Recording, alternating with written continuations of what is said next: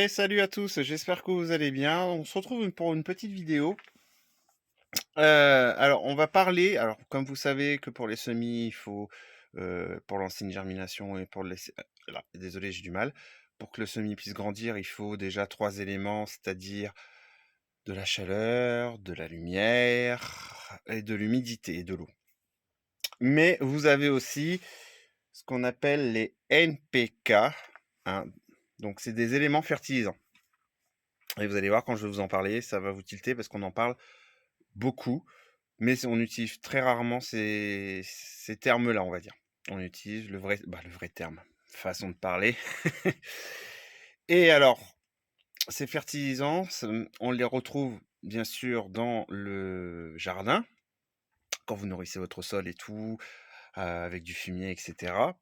Mais alors moi, je vais surtout tourner cette vidéo pour tout ce qui va être culture en pot ou potager d'intérieur. Alors, pour ceux qui ne connaissent pas potager d'intérieur, bah, c'est tout simple, c'est quand vous faites pousser des choses à la maison. Par exemple, on peut faire pousser des fraisiers, tout ce qui va être aromates, des radis, des petits plants de tomates, etc. Bien sûr, si vous faites un potager d'intérieur, alors il existe soit le potager d'intérieur, on va dire, je vais appeler ça classique, c'est-à-dire avec du terreau, des pots, etc. Ou vous avez aussi l'hydroponie que je vais peut-être pouvoir tenter cette année. Ça sera peut-être une prochaine vidéo. Et du coup, vous avez besoin d'un peu plus de matériel, c'est-à-dire qu'il faut quand même de la lumière. Vous avez du coup aussi besoin d'un peu de chaleur, tout dépend où vous allez placer vos plants. Donc tout ça, je vous invite, si vous voulez, vous renseigner un petit peu plus sur tout ce qui est la culture d'intérieur, vous pouvez aller sur, j'ai du mal moi, c'est aujourd'hui, c'est hallucinant. Vous pouvez aller sur, l'adresse Facebook, oh là là, désolé, j'ai du mal. Vous pouvez aller sur le site internet d'Hydrozone parce qu'ils sont spécialisés, dans la culture d'intérieur. Vous avez pu voir déjà beaucoup de matériel, sur mes vidéos qui viennent de chez eux. En tout cas, voilà, comme vous savez, je suis en partenariat avec eux. C'est pas parce que je suis en partenariat que je vais mentir, sur leurs produits. Tout ce que j'ai pu essayer, que ça passe du terreau, que ça passe par les lumières, que ça passe par les tapis chauffants, l'éclairage et cetera, j'ai rien à redire. Franchement, j'ai rien à redire. Vous avez un code promo qui a été, prolongé, jusqu'au mois de février, fin février avec eux. Donc le code c'est potager, en majuscule et vous avez 15 sur la commande. Donc voilà, je voulais vous en parler. Donc on va se retrouver pour la deuxième partie de la vidéo et on va parler de tout ça. Et voilà, on est de retour. Donc c'était rapide. Ouh là là! Mais mon Dieu, il a fait pousser des tomates en plein mois de décembre, janvier. Mon Dieu, mais quel criminel! Eh oui, c'est ce qu'on appelle la culture. Alors moi, c'est pas tout à fait de la culture d'intérieur. C'est plutôt une culture sous serre améliorée, hein, comme je vous disais tout à l'heure. Il y a l'éclairage, donc tout ça, ça vient de chez Hydrozone. Les pots que vous voyez là, ça vient aussi de chez eux, etc. Donc, ce que je n'ai pas assez de place chez moi pour faire ce genre de choses. Après, il existe des chambres de culture carrément si vous voulez avoir vraiment un petit lieu tout confiné pour vos plants, que ce soit même pour des plantes vertes, etc. Ça existe aussi. Mais là, on va parler plutôt des éléments fertilisants majeurs. Alors, comme vous savez, dans ces éléments fertilisants majeurs, vous avez ce qu'on appelle les NPK, le NPK. Donc le N, c'est l'abréviation pour tout ce qui va être l'azote. Le P, ça symbolise le phosphore. Et le K, c'est pour la potasse. Et ces trois éléments ont une importance, on va dire, cruciale, surtout pour tout ce qui va être culture en pot. Alors, dans le jardin en lui-même, vous pouvez avoir des manques aussi, ça peut se ressentir aussi. Comme je vous dis, moi, je vais surtout vous parler des éléments, de ces éléments pour les cultures en pot. Parce que le souci, c'est comme je vous ai expliqué sur une vidéo précédente, le terreau que vous allez mettre quand vous allez planter vos plants dans les pots, il va avoir de la nourriture pour 2 mois. Donc voilà. Donc, comme je vous dis, c'est souvent des termes qu'on entend parler. Donc l'azote, à quoi sert l'azote, vous pensez? L'azote va servir surtout dans la croissance des plantes. Donc voilà. Donc croissance des plantes, développement des tiges, des feuilles, Et par contre, il faut savoir le doser parce que si vous en mettez trop, votre plant va surtout se baser du coup sur tout ce qui va être le feuillage et à faire grandir votre plant. Faut pas en mettre de trop, il faut vraiment, alors c'est compliqué, mais il faut savoir trouver le dosage. Si vous manquez d'azote, c'est pour ça que j'ai sorti ce pied-là, parce que je me suis loupé, parce que le pot est un peu petit pour celui-là. Si vous manquez d'azote, si votre plant manque d'azote, vous allez voir, le plant va commencer à devenir les feuilles vert clair. C'est souvent signe d'un manque d'azote. Bon, ça peut se rectifier. Je vous expliquerai comment après. Ensuite, le P pour le phosphore. Donc le phosphore, ça va être surtout pour tout ce qui va aider à la formation des fruits. Voilà. Et ensuite, vous allez avoir la potasse. Donc la potasse, elle va concerner surtout tout ce qui va être pour les racines, hein, pour nourrir le plant à partir des racines. Et après, vous avez quelques éléments en plus, mais il y en a besoin, mais c'est en très très fine dose. C'est un peu de magnésium, un peu de calcium, du soufre, etc. Mais on va dire que les trois éléments qui sont le plus importants, ça va être vraiment l'azote, la potasse et le phosphore. Alors, ces trois éléments-là, vous pouvez les retrouver dans pas mal de choses. Vous avez plusieurs solutions. Soit l'azote, par exemple, vous allez en retrouver dans l'ortie. C'est pour ça qu'on parle beaucoup de purin d'ortie. Vous pouvez essayer de faire du purin d'ortie et quand vous voyez que votre plant commence à manquer d'azote, eh ben, faut l'arroser. Voilà, vous le mettez, vous arrosez et vous voyez un petit peu ce que ça fait. Donc là, vous voyez, je l'ai sauvé un peu. Alors, c'est pas grâce au purin d'ortie, je vais vous parler d'autre chose après. C'est pas grâce au purin d'ortie. Le développement, grâce que mes plants soient comme ça, j'ai testé quelque chose cette année et j'en suis super content.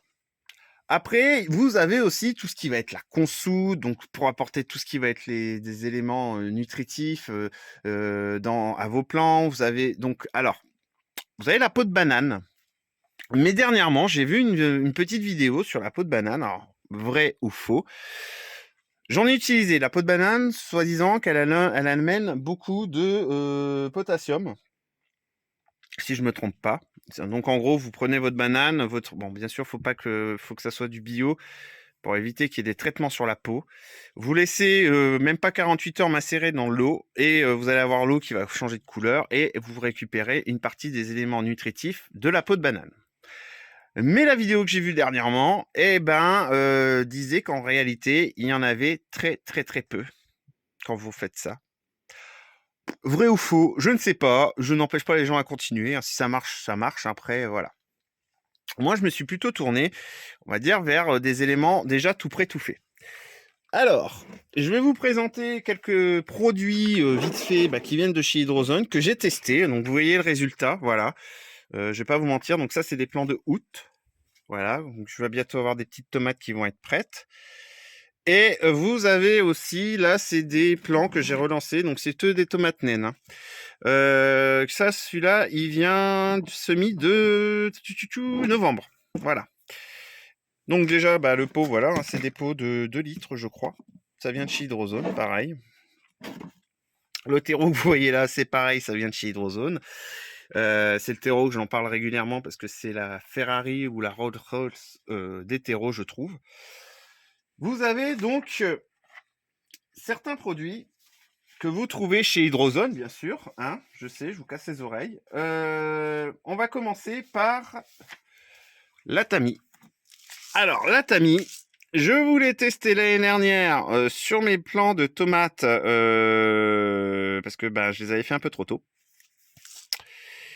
Et du coup, je ne sais pas pourquoi ça ne fait pas le réglage automatique. C'est pas grave, je vais me débrouiller. Donc, c'est un engrais organique. Vous avez 6% d'azote, 4% de potassium, 3% de phosphore et 5% de calcium. Donc là, vous voyez, vous avez un engrais en plus dedans. Donc l'avantage avec ça, c'est que vous avez juste à en mettre un petit peu en parcimonie autour de vos plants et d'arroser.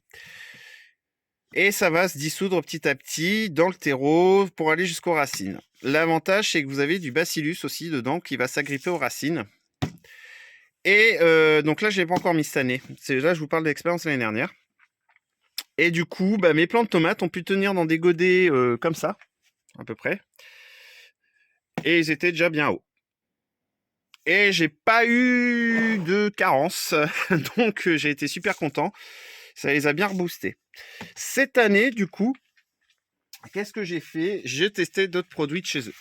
Alors, je crois que c'est des produits que vous pouvez mettre dans le terreau, mais aussi, vous pouvez aussi les mettre dans, si vous faites de l'hydroponie, mais à vérifier, ou vous demandez un peu plus conseil à Hydrozone, vous envoyez un message, il n'y a pas de souci, ils vont vous répondre. Donc là, vous en avez 3. Donc vous avez le BioBloom, le BioGros et le Top Max. Alors, le Top Max, on va commencer par lui, parce que c'est celui que j'utilise un petit peu plus en ce moment. Bah, le Top Max, c'est qu'il va fournir des éléments nutritifs pour les légumes et les fleurs. Voilà. Donc c'est celui-là. Alors j'essaie de pas trop en mettre. Là, je viens d'en mettre un petit peu dans le terreau. Ça faisait un mois que j'en avais pas mis pour les aider un petit peu à finir, hein. Et du coup, et que ben c'est bon, j'ai fait le tour de celui-là. Désolé. Après, vous avez le BioBloom qui est là. Donc là, je viens d'en mettre pour mes jeunes plants comme ça parce que j'en ai plusieurs, hein. C'est que je les ai rentrés dans la maison.